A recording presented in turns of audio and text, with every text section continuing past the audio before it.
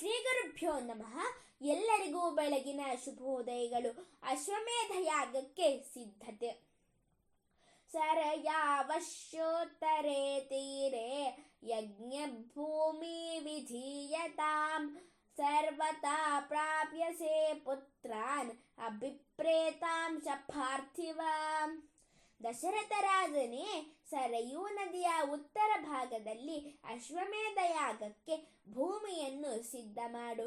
ಈ ಯಾಗಾನುಷ್ಠಾನದಿಂದ ನೀನು ಸತ್ಪುತ್ರರನ್ನು ನಿಶ್ಚಿತವಾಗಿಯೂ ಪಡೆಯುವೆ.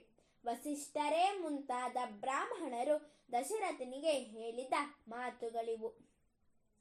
ದಶರಥ ಮಹಾರಾಜನು ಧರ್ಮಾತ್ಮನೂ ಸತ್ಯಸಂಧನೂ ಆಗಿ ನ್ಯಾಯದಿಂದ ರಾಜ್ಯಭಾರವನ್ನು ಮಾಡುತ್ತಿದ್ದ ಮಹಾತ್ಮ.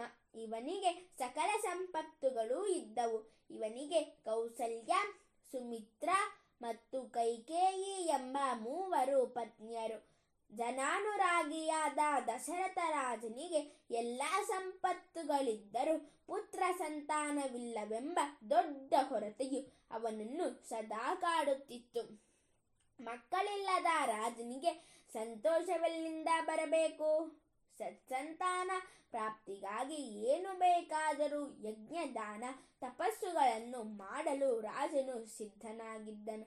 ಆದ್ದರಿಂದ ಸತ್ಪುತ್ರ ಪ್ರಾಪ್ತಿಗಾಗಿ ಏನು ಮಾಡಬೇಕೆಂದು ದಶರಥ ರಾಜನು ವಸಿಷ್ಠಾದಿ ಮಹರ್ಷಿಗಳನ್ನು ವಿನಯದಿಂದ ಕೇಳಿದನು. ಅದಕ್ಕೆ ಉತ್ತರವಾಗಿ ಎಲ್ಲ ವಿಪ್ರೋತ್ತಮರು ಸೇರಿ ಪುತ್ರಕಾಮೇಷ್ಟಿಯಾಗವನ್ನು ಮಾಡುವಂತೆ ದಶರಥ ಮಹಾರಾಜನಿಗೆ ತಿಳಿಸಿದರು. ತತ್ಪೂರ್ವಭಾವಿಯಾಗಿ ಅಶ್ವಮೇಧ ಯಾಗವನ್ನು ಮಾಡುವಂತೆ ರಾಜನಿಗೆ ಸೂಚಿಸಿದರು. ರಾಜನೇ, ಅಶ್ವಮೇಧ ಯಾಗವನ್ನು ಮಾಡು. ಅನಂತರ ವಸಿಷ್ಠ ಮಹರ್ಷಿಗಳ ಪ್ರಧಾನ ಆಚಾರ್ಯತ್ವದಲ್ಲಿ ನೀನು ಪುತ್ರಕಾಮೇಷ್ಟಿಯಾಗವನ್ನು ಶ್ರದ್ಧೆಯಿಂದ ಮಾಡಿದರೆ ನಿನಗೆ ಯೋಗ್ಯರಾದ ಕುಲದೀಪಕರಾದ ಸತ್ಪುತ್ರರು ಹುಟ್ಟುತ್ತಾರೆ.